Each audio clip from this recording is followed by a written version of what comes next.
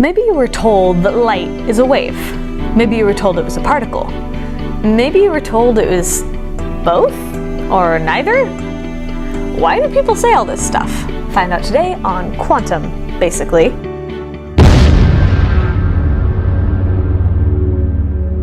Waves and particles have a lot in common, it turns out, but waves can do this one thing that particles cannot do. It's called interfering. If I took two identical objects and threw them at each other, they would hit each other, maybe bounce off of each other, maybe pass right by each other. But waves don't quite do the same thing. If I have two wave pulses coming towards each other, they don't bounce off. They interfere with each other. They kind of add together. You might have seen something like this happen. If the wave pulses are coming from different directions, they can even kind of cancel each other out. You can see this happen on a spring. Maybe you've seen it happen in the water. It's a little bit harder to tell, but maybe you've heard it happen. There's this thing called beat frequency. When two wave pulses in the same direction build each other up, that's called constructive interference. When two wave pulses going opposite directions cancel each other out, that's called destructive interference. There's this thing called beat frequency with sound, where if I have two tuning forks that are set to pretty close to the same frequency, but not exactly the same, if I hit both at the same time, you'll hear them interfere with each other. You'll see them constructively interfere, then destructively interfere. So you'll hear it get louder, then softer, then louder, then softer.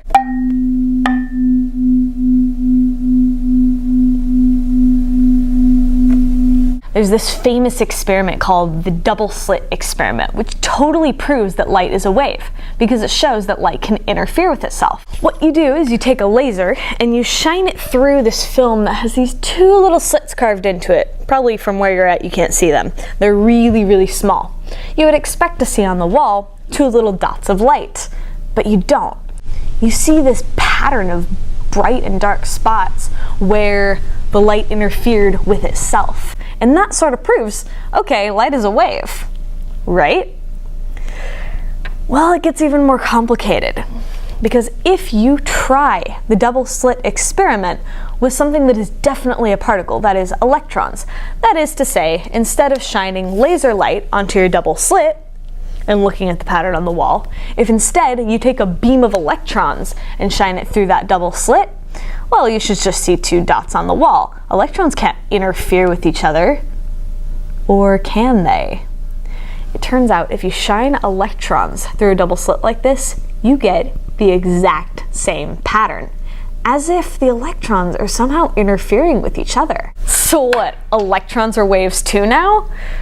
Well, in some sense, that's been exactly what we've been talking about for this whole series. That whole question of indeterminacy, the idea that a particle doesn't have a particular place or a particular energy or a particular speed. If you look at a wave on a spring, where is the wave? Can you point to it? It's not that we don't know, it's that it doesn't have a particular position. Now, I am way oversimplifying this, because when you look at a spring, you know that the thing that's waving is the spring itself. If you look at water, you look at a wave on the water. What's waving? Well, it's the water, right? When you look at sound, what's waving? Well, it's the air. With light, it gets a little more complicated. Now we're getting into like electric and magnetic fields, if you know about that. But what about with electrons? Is the electron going back and forth to make a wave pattern? Well, no. What's waving is the probability that it's going to be in one place or another. One last thought for you today. This question of what makes light a particle. Well, what makes light a particle is that light is quantized. That's something we talked about in the first video. If you haven't seen that, check it out in the description. The idea that you can only have certain amounts of light energy. With any conventional wave, you can imagine taking any amount of energy out of the wave. You just make its amplitude a little smaller or make it a little bit less energetic. But with light, you can't do that. There's actually only certain amounts of energy you can take out of light in these discrete packets called photons. And in that way, light really does behave like a particle. But what we can take from this whole thing is not that all things are waves or that all things are particles, but that all things are kind of both and have properties of both. We can go into quantum field theory to kind of explain what really is going on, but that goes a lot deeper. For the sake of this video, it's sufficient to say that all things have properties of both.